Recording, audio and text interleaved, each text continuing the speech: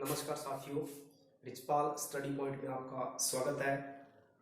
हम गणित के अंदर बीजीय व्यंजक टॉपिक पढ़ रहे थे और इसकी कुछ बेसिक जानकारी मैंने पिछले वीडियो में बता दी है। अगर आप देखना चाहो तो हमारे डिस्क्रिप्शन में जाकर के आप ये वीडियो देख सकते हैं और वीडियो अगर अच्छा लगे तो लाइक, शेयर और सब्सक्राइब जरूर करें। तो देखिए, हम बीजीय व्यंजक के अंदर हमने जो लास्ट छोड़ा था वो हमने पद पे छोड़ा था। देखिए, बीजीय व्यंजक के अंदर पद क्या होता है। देखिए, पद के का मतलब ये है कि हमने अगर जो चर और अचर जो राशियां हैं, अगर वो गुणनफल के रूप में है, अगर चर और अचर राशियां यानी जो बीजीय राशि है, हम यूं कह सकते हैं कि बीजीय राशि है, अगर वो आपस में गुणनफल के रूप में है या फिर गुणनखंड के रूप में, हम यूं यहाँ पर गुणनखंड के रूप में भी लिख सकते हैं, गुणनखंड के रूप में है। जैसे एग्जांपल के तौर पर, जैसे मैंने 2-3 चर राशियां ले ली इकट्ठी, जैसे 2xy। यहाँ पर देखिए, यहाँ पर 3 राशियां हैं जो कि देखिए आप 2 एक अचर है x गुणा y। यहाँ पर इनकी जो ये राशियां हैं, यानी ये जो बीजीय राशि है ये गुणनफल के रूप में है, तो ये एक पद बना रही है 2xy, यहाँ पर एक पद है। इसी प्रकार यदि हम 2x प्लस y, तो यहाँ पर देखिए, यहाँ पर जो बीजीय राशियां हैं यहाँ पर गुणनफल के रूप में है और यहाँ पर भी गुणनफल के रूप में है। यहाँ पर जो बीजीय राशि है ये पद है और यहाँ पर इस व्यंजक के अंदर कितने पद हैं, ये 2 पद है, यानी इसे हम द्विपद व्यंजक कहेंगे। अब देखिए, यानी पद चर और अचर राशि जो है वो गुणनफल के रूप में हो तो पद कहलाते हैं। अब यदि हम बात करें कि बीजीय व्यंजक को पदों के आधार पर बांटे, पदों के आधार पर अगर बांटे, तो देखिए पहला जो है एक पदीय व्यंजक,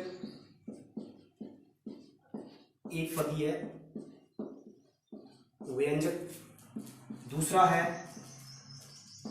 द्विपदीय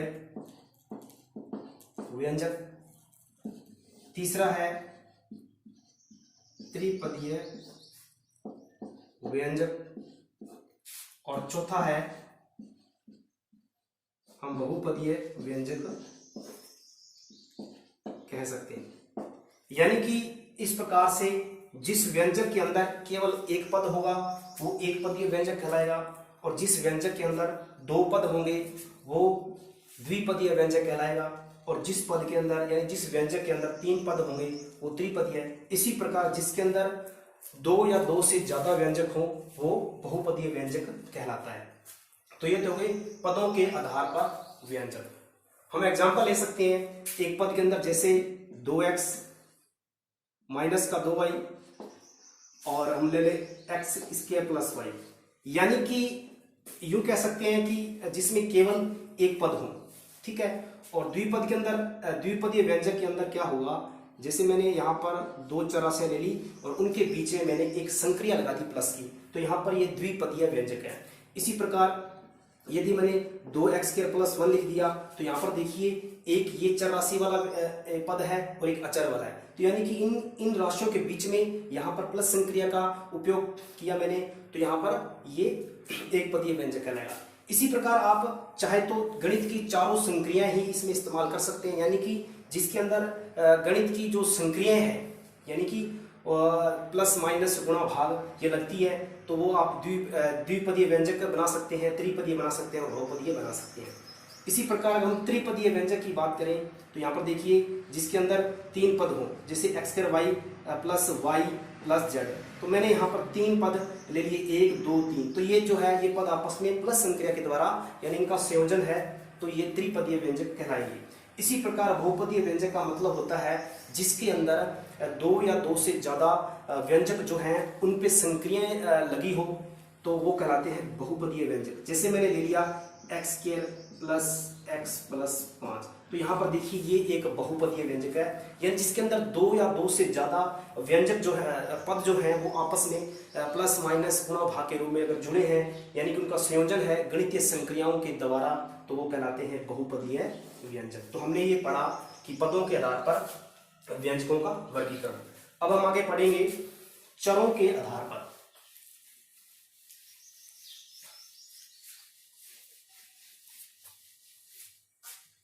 अब जैसे अगर हम आगे बढ़ते हैं, चरों के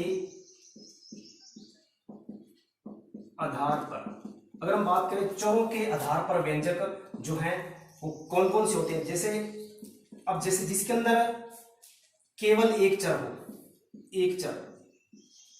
एक चर वाला, ठीक है, या दो चर वाला, ठीक है ना। और ऐसे हम कह सकते हैं कि जिसके अंदर दो या दो से ज्यादा भी चर होते हैं वो बहुचर कह सकते हैं हम, या बहुपदीय चर वाले व्यंजक कह सकते हैं हम। तो जैसे एक चर का मतलब है जिसके ऐसा व्यंजक या ऐसा बहुपदीय व्यंजक या ऐसा बहुपद जिसके अंदर मतलब क्या है कि सभी पदों के अंदर जो चर है वो एक ही प्रकार का हो। जैसे मैंने ले लिया x square plus x plus 1, तो इसके अंदर आप देख सकते हैं कि यहाँ पर देखिए एक्स जो है एक चर है, तो ये दोनों ही जो दोनों पदों के अंदर या इन पदों के अंदर जो चर हैं या इस पूरे व्यंजक के अंदर जो चर हैं वो एक जैसे हैं, एक्स एक्स, ठीक है। इसी प्रकार मैं अगर दो चर वाला लेता हूँ व्यंजक x square plus y plus 5, तो इसके अंदर देखिए आप कि यहाँ पर एक एक्स चर है एक वाई चर है, ठीक है, और यहाँ पर एक अचर है। तो यहाँ पर हम चरों के आधार पर भी इनको बांट सकते हैं। एक चर वाले हैं, दो चर वाले हैं, या फिर बहुत चर वाले हैं जिसके अंदर दो या दो से ज्यादा चर होते हैं, तो वो बहुत चर वाले व्यंजक कहलाते हैं, ठीक है। अब हम पढ़ेंगे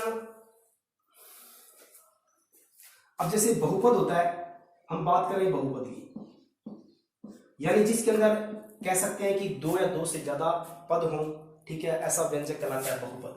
अब जैसे बहुपद के अंदर अगर समान चर है, ठीक है, समान चर का मतलब इसमें सभी हमने पढ़ा भी कि इसके सभी समान चर होते हैं। जैसे मैंने एक व्यंजक ले लिया x square plus x plus 5, तो देखिए अगर बात करें इनको घातों के आधार पर भी बांटा गया है। अब जैसे अगर यहां पर हम चेक करेंगे कि क्या इसके अंदर सभी चर समान है, तो देखेंगे इसमें एक्स एक्स जो है चर, इसमें एक्स चर आ रहा है।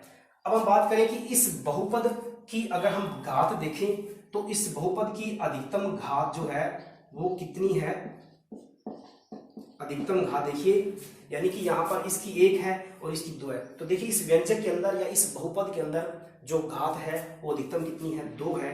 तो इसलिए इस बहुपद को हम द्विघात बहुपद कहेंगे, द्विघात बहुपद कहेंगे। यानी हम घातों के आधार पर भी बहुपद को बांट सकते हैं, यानी कि एक घातीय बहुपद भी होता है जिसके अंदर केवल चर की घात जो है 1 हो, चर की घात 1 घात हो, मतलब कह सकते हैं जैसे x प्लस 1। अब देखिए इसके अंदर जो केवल एक चर इस्तेमाल हुआ है x, उसकी घात 1 है, तो ये एक चर यानी कि एक घातीय बहुपद कह सकते हैं इसको हम। और इसी प्रकार अगर द्विघात बहुपद की बात करें जिसके अंदर यहाँ पर चर समान है और उसकी घात अधिकतम कितनी है, 2 है, तो ये कहलाएगा द्विघात बहुपद।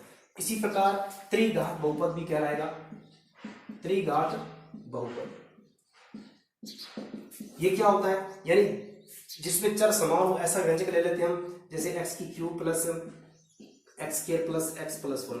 अब जैसे एक मैंने बहुपद ले लिया, इस बहुपद के अंदर सभी चर समान हैं एक्स एक्स एक्स, ठीक है, और इस चर के अंदर देखिए सबसे ज्यादा घात कितनी है, यहाँ पर देखिए 3 है, यहाँ पर घात कितनी है, 3 है, तो ये कहलाएगा त्रिघात। इसी प्रकार हम कह सकते हैं कि त्रिघात बहुघातीय बहुपद भी आगे बढ़ते थे, यानी कि जब घातें बढ़ती जाएगी, यानी मैक्सिमम घात, किसी एक चर की मैक्सिमम घात बढ़ती जाएगी, तो वो कहलाएगा बहुघातीय बहुपद, ठीक है। तो हमने पढ़ा बहुपद के बारे में। आगे देखिए हम पढ़ेंगे, हमारे सिलेबस के अंदर केवल इतना ही लिखा है, बीजीय व्यंजक के बाद में लिखा है, बीजीय व्यंजक के बाद में लिखा है अपने जोड़ घटाव यानी व्यवकलन गुणा भाग। तो ये 4 संख्याएं जो है इन पर बीजीय व्यंजकों में लगी हुई है, यानी हमें ये इसके बारे में ये समझना है। तो सबसे पहले हम बात करें पहली संक्रिया की, हम बात करते हैं बीजीय व्यंजकों का जोड़। बीजीय व्यंजकों का जोड़। अब देखिए बीजीय व्यंजकों का जोड़ देखिए, यानी कि अगर हम बात करें एक जिसके अंदर व्यंजक होंगे उनका जोड़ करेंगे हम। तो देखो व्यंजकों को जोड़ने के यहाँ पर दो तरीके हैं, एक तो है पंक्ति विधि और दूसरी विधि है स्तंभ विधि। अब देखिए पंक्ति विधि का मतलब ये है कि आप जोड़ जो है वो एक पंक्ति में करेंगे, और स्तंभ विधि का मतलब है कि आप उसको ऊर्ध्वाधर करके जोड़ेंगे। देखिए पंक्ति विधि हम क्या है, दोनों विधि हम अक्सर यूज करते हैं, तो एक एक करके देखते हैं। पंक्ति विधि क्या है, मैं दो व्यंजक लेता हूं उनको जोड़ता हूं। जैसे एग्जांपल के तौर पर मैंने ले लिया 2x² प्लस y, और वह मैं ले लेता हूं 3x²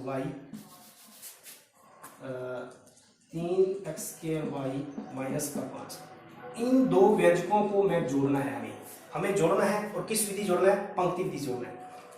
तो जोड़ने के लिए देखिए आपको इससे पहले थोड़ी सी जानकारी देता हूं मैं कि एक सहजातीय है और एक विजातीय है।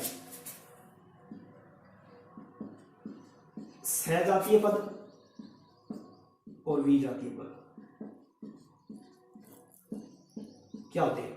देखिए सहजातीय का मतलब है कि जिसमें सभी चरों की घातें समान हो, यानी कि ऐसा व्यंजक या ऐसा पद हम कह सकते हैं, ऐसा पद जिसकी सभी यानी कि जितने भी चर हैं, यानी कि सभी चरों की यानी समान चरों की हम कह सकते हैं, समान चरों की जो घात है वो क्या हो, वो समान हो। यानी कि जिसमें समान चरों की घात समान हो वो कहलाएंगे सहजातीय पद, और जिसमें समान चरों की घातें जो हैं वो अलग अलग हो। यानी कि जैसे मैं एग्जांपल लेता हूं, एक युग्म लेता हूं मैं, जैसे यहां पर लिख दिया मैंने xy और यहां पर लिख दिया मैंने x²। क्या ये दोनों पद सहजातीय हैं या विजातीय हैं? ध्यान से देखिए कि समान चर की घातें समान होनी चाहिए। जैसे यहां पर ये x है तो इसमें भी x है, ये दोनों चर समान है। तो यहां पर देखिए इसकी घात 1 है, यहां 2 है, तो क्या ये घातें समान है? नहीं है। तो आगे चेक करने की जरूरत नहीं हमें, क्योंकि यहां पर एक चर की घात ही अलग आ गई, तो ये जो है वो विजातीय है। और इसी प्रकार यदि मैं अगर सहजातीय का एग्जांपल लेता हूं तो यहां पर देखिए x² और यहां पर x²। तो देखिए दोनों ही इसमें x की चर, यहाँ x चर की घात 2 है, यहाँ पर भी x चर की घात 2 है, यहाँ 1 है y की, यहाँ पर y की घात 1 है। तो ये कहलाएंगे सहजातीय स्वर। तो हम कहने का मतलब यही है कि सहजातीय पदों का हम जोड़ या घटाव कर सकते हैं, ठीक है। और जब हम जोड़ या घटाव करते हैं तो केवल उस चर को हम वैसा लिख देते हैं, केवल उनके जो गुणांक होते हैं। गुणांक का मतलब क्या होता है, जैसे कोई भी चर है उसके साथ में जो संख्या गुणा में होती है वो कहलाती है गुणांक उसका।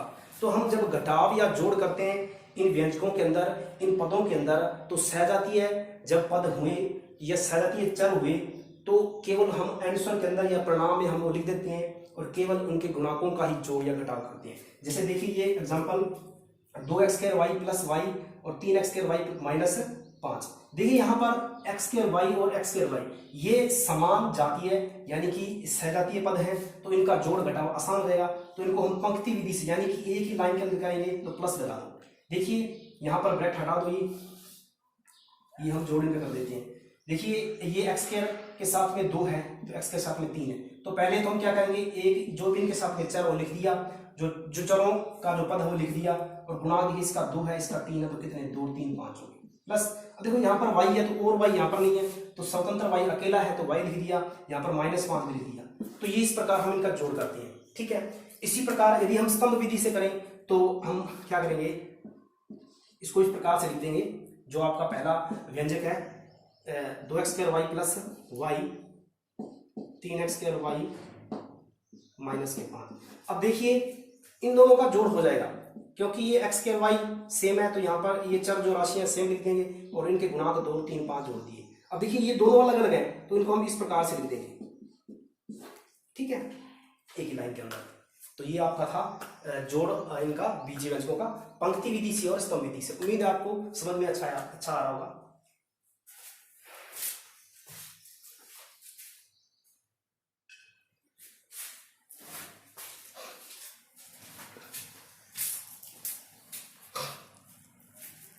आगे देखिए,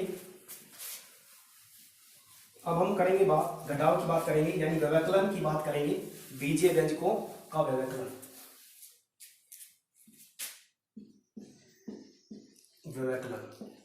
या इसको हम कहते हैं घटाव।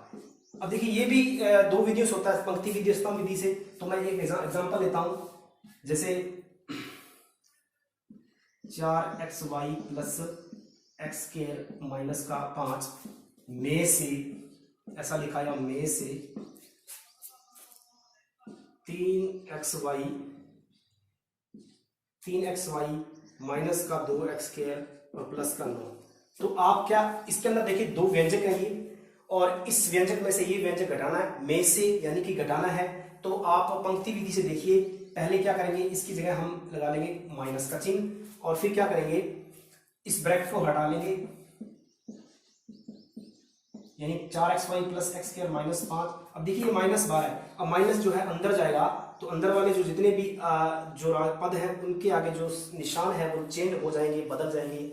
जो प्लस है वो माइनस हो जाएगा, जो माइनस है वो प्लस हो जाएगा। देखिए यहाँ पर प्लस का 3 है, तो ये माइनस का 3xy हो गया, और ये माइनस और माइनस जब गुणा होंगे तो प्लस का हो जाता है, और 2x स्क्वायर। ये माइनस और ये प्लस, माइनस होता है क्योंकि माइनस का प्लस से गुणा करेंगे तो माइनस आएगा, और 9 एकम 9। अब देखिए हम चेक करते हैं सहजातीय पद कौन से है, 4xy और 3xy। देखिए 4xy में से 3xy गया तो 1xy बच गया, तो यहाँ पर 1 लिखने की जरूरत नहीं है, ठीक है, क्योंकि वो गुणांक 1 होता है, वो हमेशा ही इसके साथ गुणा में रहता है। अब देखिए x स्क्वायर यहाँ प्लस का है, यहाँ पर प्लस का 2x स्क्वायर है, तो दोनों जुड़ेंगे और कितने हुए 3x स्क्वायर, माइनस का 5 और माइनस के 9, माइनस के 14। तो इस प्रकार का एक क्वेश्चन सीटेट में आया हुआ है, तो आप देख सकते हैं, आपको अच्छी तरह समझ में आया होगा। अब देखिए आगे हम बात करते हैं, इसके बाद हम बात करते हैं गुणा की।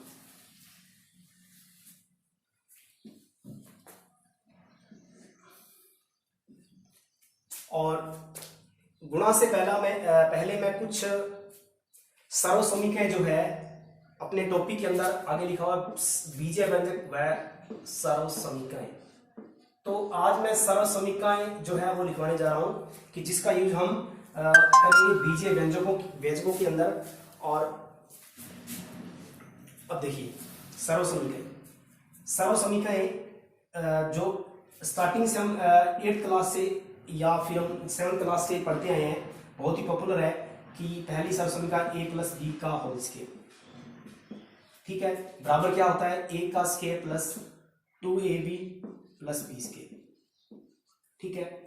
और दूसरी सर्वसमीकरण है माइनस वाली, a माइनस बी का होल स्क्वायर, और बराबर में a स्क्वायर, यहाँ पर 2 के आगे माइनस आ जाएगा, माइनस का 2ab प्लस का b स्क्वायर। और तीसरी सर्वसमीकरण जो है a का स्क्वायर माइनस b का स्क्वायर, बराबर में एक बार प्लस कर दो दोनों को और एक बार माइनस कर दो, यानी a plus b, a minus b. और एक सर्वसमीकरण जो है वो क्यूब वाली है, यानी कि a प्लस बी का होल क्यूब। ये a की 3 प्लस b की 3 plus 3ab a plus B. इसको चाहो तो आप अंदर गुणा कर सकते हो, ठीक है। और अगर इसी प्रकार माइनस की प्रॉपर्टी इसकी एक है, a माइनस बी का होल क्यूब, तो a का 3 माइनस b का 3 माइनस का 3ab और a माइनस बी, ठीक है। और इसी प्रकार आगे जो है वो है a की क्यूब प्लस b की क्यूब, तो a plus b a square minus a b plus b square. और माइनस की प्रॉपर्टी ए की 3 माइनस बी की 3 बराबर a minus b a square plus a b plus b square. और एक property इसकी आखिरी, a plus b plus c का होल स्क्वायर बराबर ए का स्क्वायर प्लस बी का square plus c square plus 2ab plus 2bc plus 2ac या ca, तो आप यहाँ से 2 कॉमन भी ले सकते हैं, ठीक है। हालांकि ये जो प्रॉपर्टी है ये किसके बराबर है, ये घनाभ का संपूर्ण पृष्ठीय क्षेत्रफल। उसके बाद में मैं यहाँ प्रॉपर्टी देता हूँ एक, a की 3 प्लस b की 3 प्लस c की 3 माइनस 3abc बराबर a plus b plus c a square plus b square plus c square minus ab minus bc minus ca, ये प्रॉपर्टी है। यानी a की 3 प्लस b की 3 प्लस c की 3 minus 3abc बराबर में बहुत पॉपुलर प्रॉपर्टी है, इस पे क्वेश्चन अक्सर आते हैं। बराबर a plus b plus c, a की स्क्वायर प्लस b की स्क्वायर प्लस c की square minus ab minus bc minus ca। अब यदि इस प्रॉपर्टी के अंदर अगर इफ यदि यानी कि अगर यहाँ पर इस a प्लस बी का मान 0 हो जाए, यानी a प्लस बी प्लस सी बराबर अगर हम 0 रख दें, तो देखिए ध्यान से, ये जब हम ये पूरी जो टर्म्स है ये सारी 0 हो जाएगी, तो यानी कि बराबर में क्या रहेगा, यानी कि a की 3 प्लस b की 3 प्लस c की 3 माइनस 3abc बराबर में रहेगा 0, क्योंकि ये 0, तो 0 को यदि किसी भी टर्म से गुना करो तो 0 आएगा, यानी ये बराबर में कंप्लीट 0 आ गया, तो ये बराबर में आएगा 0। अब देखिए इस 3abc को इधर भेजोगे तो a की 3 प्लस b की 3 प्लस c की 3 बराबर में 3abc, तो ये आपका इसका सॉल्यूशन आएगा, ठीक है।